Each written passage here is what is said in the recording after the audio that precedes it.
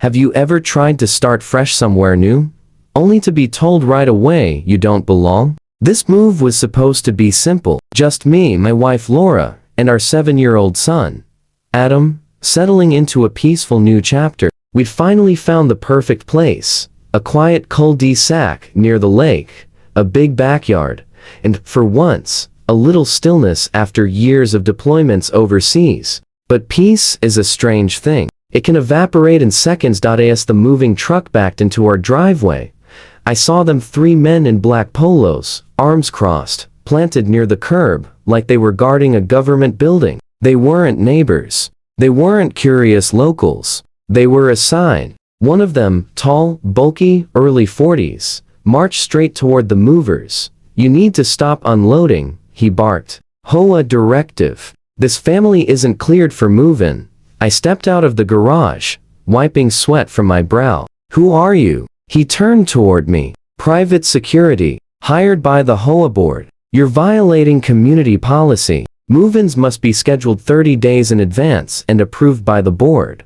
My fists tightened, though I kept my voice steady. "Combat teaches you that controlled silence is far more dangerous than yelling." "Not according to the purchase agreement," I said evenly. "We were fully cleared. All documents signed. Properties in my name," he smirked. "Take it up with Karen Whitmore, HOA president. Until then, your move-in is on hold." Laura stepped out holding Adam's hand. He looked confused, afraid. That alone set my blood boiling. I walked closer to the guy, voice lowering into something sharp and cold. "You're trespassing," I said. "You're interfering with the lawful residential move. And unless you leave right now, I'll have county sheriff deputies here in under an hour." He didn't move. "And one more thing," I added. "You're looking at a combat vet. I don't bluff. I don't rattle. And I don't step back when my family's safety is on the line." He flinched. The other 2 exchanged uncertain glances. A long, tense moment passed. Then, without a word, they retreated to their black SUV and drove off. But I knew damn well this wasn't finished. Karen hadn't shown her face yet, but I had a feeling when she did, she'd be worse than the hired muscle. By noon the next day, the temperature had crawled up to 91, but the real heat wasn't from the sun. It was radiating from a blonde woman in a pastel blue blaze, storming across my lawn like she was about to hold a press briefing. Karen Whitmore had entered the stage. She didn't knock. She didn't greet us. She jabbed a manicured finger toward our garage and announced loud enough for the entire street, "This move is illegal. You are in direct violation of HOA codes 3.4 and 3.6. I blinked, honestly a little impressed by the theatrical delivery. Laura stepped out of the kitchen, drying her hands on a dish towel. "Is there a problem?" Karen ignored her completely, eyes fixed on me. "You are not authorized to move in without pre-approval from the HOA board. You did not submit the required application for entry and community compliance inspection.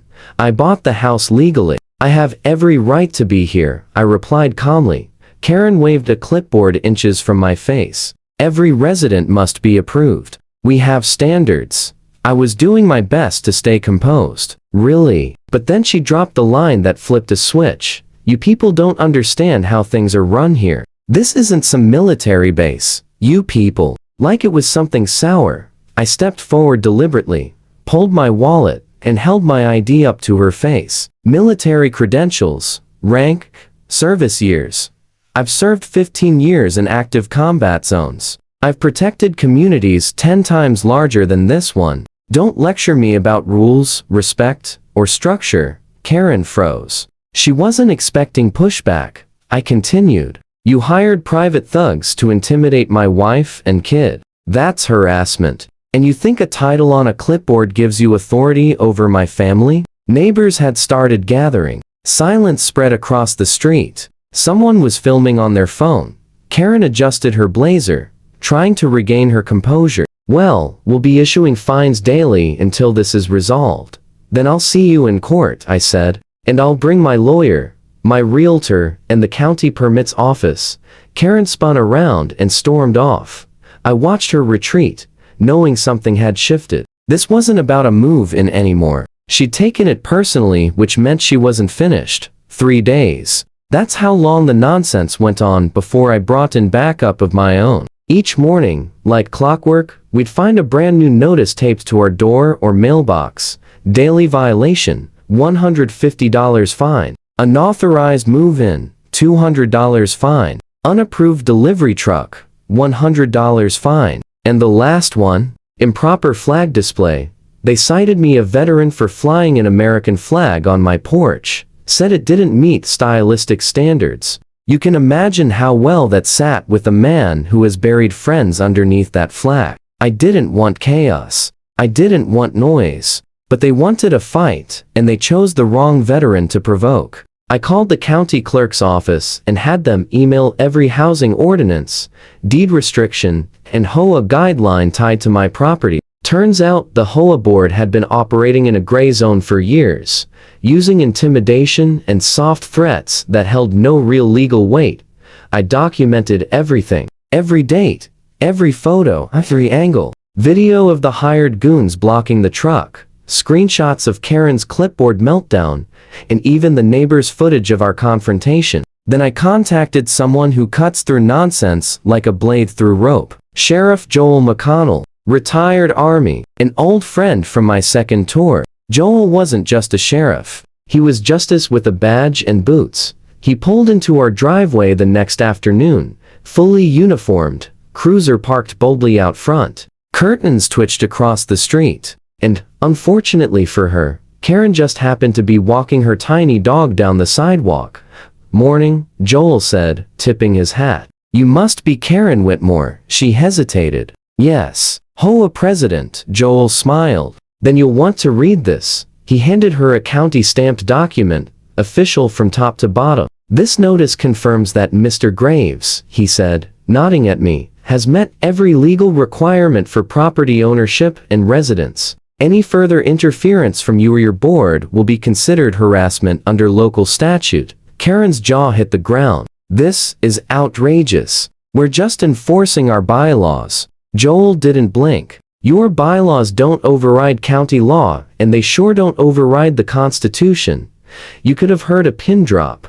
Joel turned toward me with a smirk. "Mind if I stick around for a cold drink?" "Absolutely," I said, holding the door open. Sweet teas on the counter. Karen spun around without another word, her dog practically dragging behind her. But I wasn't celebrating yet because that night, our moving truck's rear tires were slashed. This war wasn't over.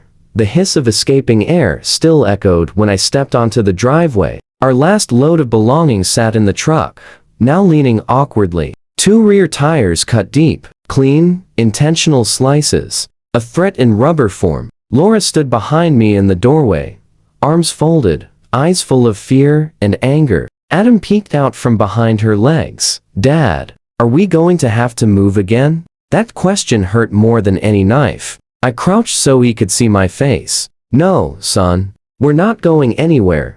But I was done playing defense.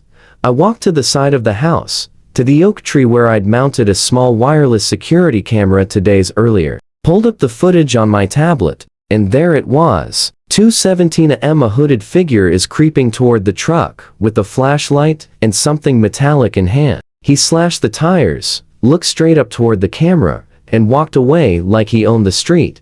I zoomed in. Got the face. Karen's hired muscle, one of the same guys from day one. He'd walked right under the HOA sign like it was his front door. By 8 o'clock a.m. I had uploaded, duplicated, and sent the footage to Sheriff McConnell. By 10 o'clock a.m. Karen was back on my lawn.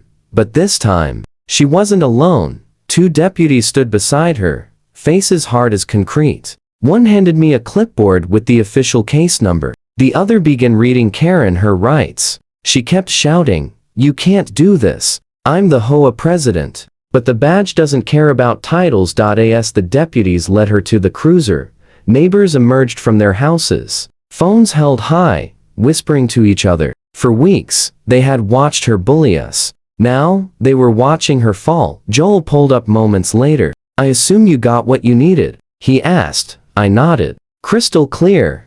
"Good," he said. "Because she's looking at property damage, trespassing, and conspiracy to harass a homeowner." and she might lose her board seat. Assuming she doesn't see jail first, we shook hands.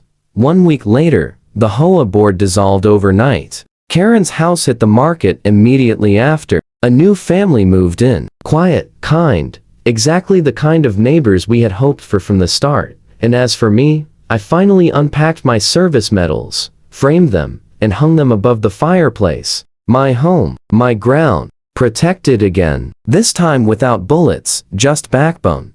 They thought I was just a quiet man with boxes. What they didn't understand was that I've fought for homes before, and I never lose that kind of fight. If you think HOA bullies finally got the justice they deserved, smash that like button. Ever dealt with a power-tripping HOA? Share your story in the comments below. We read everyone. And don't forget to subscribe for more real-life takedowns, veteran wins, and justice served cold. New stories every week. You won't want to miss them.